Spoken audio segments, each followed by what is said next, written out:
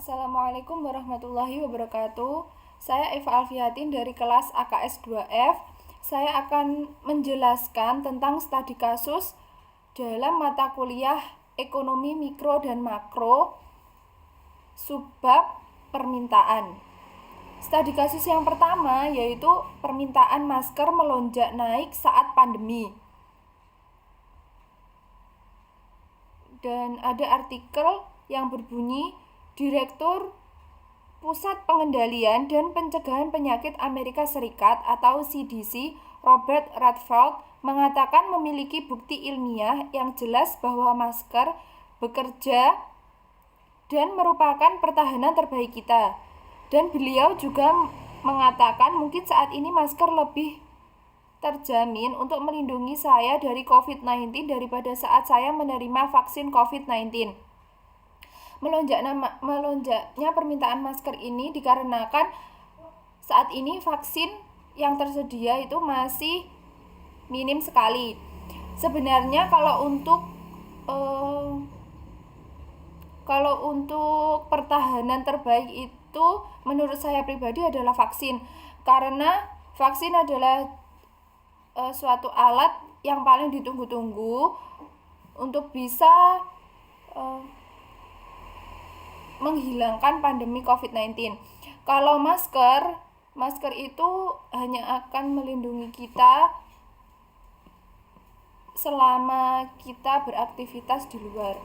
Tetapi karena sekarang kita sudah menetapkan keadaan new normal, maka kita harus memakai masker, dan itu membuat permintaan masker melonjak di masyarakat. Dan juga untuk para masyarakat yang di PHK atau tidak memiliki pekerjaan, mereka bisa berkreasi untuk membuat masker untuk memenuhi kebutuhan mereka. Dan yang kedua yaitu permintaan sepeda melonjak di tengah pandemi. Ketua Asosiasi Industri Persepedaan Indonesia atau AIP, Rudiono, mengatakan tren bersepeda di kala pandemi yaitu coronavirus membuat pihak penjual sepeda kewalahan menangani pesanan. Bahkan katanya masyarakat rela melakukan pemesanan dan pembayaran di awal alias inden untuk mendapatkan sepeda yang diinginkan. Dia kembali mengatakan rata-rata sepeda yang dibeli merupakan buatan dalam negeri. Untuk sementara pertama tahun ini, Rudiono memastikan penjualan sepeda mencapai 1 juta hingga 1,2 juta unit terjual. Saat ini saja sudah 30% sepeda yang sudah terjual.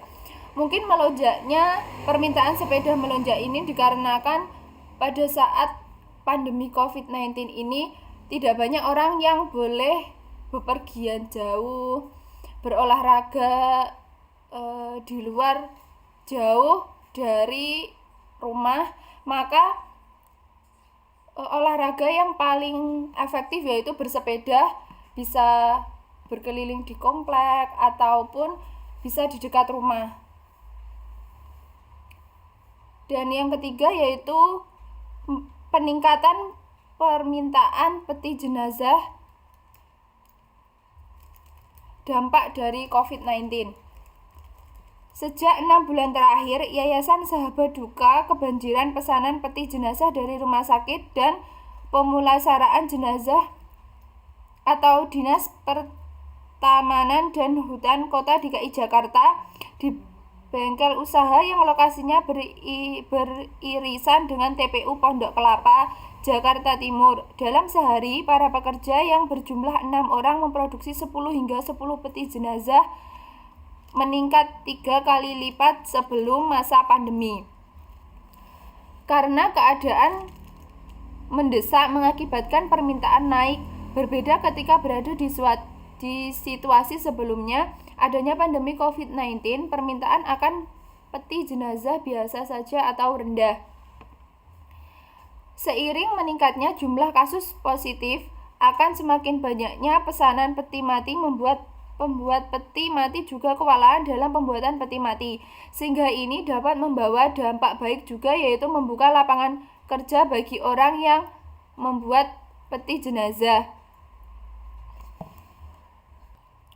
Dalam 3 kasus tersebut, mungkin saat ini pada saat adanya pandemi COVID-19, semua dimulai dari masker, sepeda, ataupun peti mati, pesanannya itu membludak karena mungkin untuk masker itu sebagai alat pelindung diri yang paling efektif untuk saat ini. Dan kalau untuk sepeda itu bisa membuat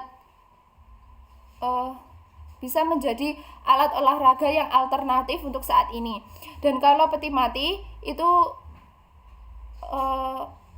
dikarenakan banyak dari masyarakat yang positif COVID hingga sampai meninggal, dan itu jumlahnya beribu-ribu,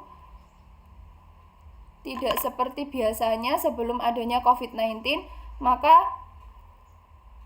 pesanan dari peti mati itu sendiri melonjak. Mungkin setelah pandemi ini berakhir, mulai dari masker, sepeda, dan peti mati, permintaannya tidak akan setinggi ini. Mungkin itu saja yang bisa saya sampaikan. Kurang lebihnya saya mohon maaf yang sebesar-besarnya.